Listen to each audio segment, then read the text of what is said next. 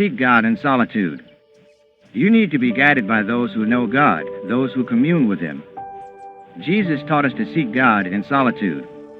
In the solitude of inner silence, you learn about the Holy Ghost. The great masters of India also speak of this divine power. The true meaning of the Holy Ghost has first come in this land through self-realization fellowship. Everything in creation is vibration, which is guided by the intelligence of God. That intelligent vibration is the Holy Ghost. Everyone should learn how to contact the Holy Ghost through meditation. Self-realization teaches you how. In the silence of your soul, in the bower of your concentration, the romance with the infinite is endless. But you cannot have God and mammon together. You must give yourself to God wholly. He is the eternal lover, and He is begging for the love of you all. You must learn to use your will and concentration in order to seek God wholeheartedly. Your actions are dictated by your habits. You are always being forced by habits to do things that you don't want to do. You are your own enemy, and you don't know it. You don't learn to sit quietly. You don't learn to give time to God. And you are impatient and expect to attain heaven all at once.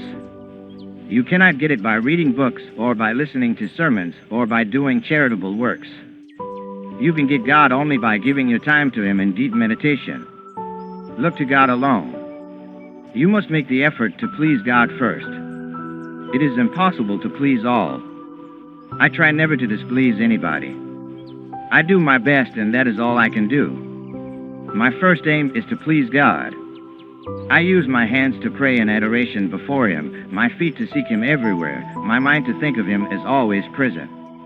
Every throne of thought must be occupied by God. God is peace. God is love. God is kindness. God is understanding. God is compassion. God is wisdom. This is the only thing that I have come to tell you. Not else. Learn the self-realization technique of meditation. Keep good company. Don't look to others, but to God alone. And every day speak of this work to others. Every day do good to some people. As long as there is money in my pocket, I never cease to give. My bank is God. Last of all, you must know God, just as the great ones know Him. If you follow the technique, you will find Him through your own efforts. One day I was walking outside the hermitage, thinking of my great guru, Sri Yukteswari, and wondering about him. I felt sad that I was enjoying this beautiful ashram and that he could not be here to share it with me. Suddenly he appeared to me in the sky and said, "You think you are the only one enjoying this place. I am enjoying it from all space. You must strive to be one with God. Practice meditation every day and learn to love Him deeply and to love your neighbors as yourself. This is the only way to avoid war.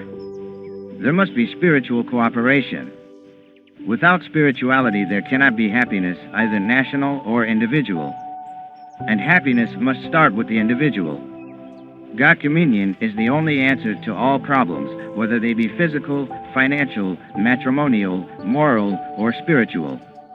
Happiness comes by feeling that you are one with God, that you are the child of God, a prince child of the King of the universe. You are not a beggar child.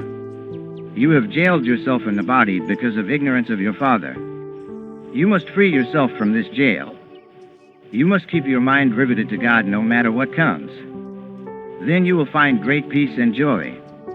Their thoughts fully on me, their being surrendered to me, enlightening one another, proclaiming me always, my devotees are contented and joyful.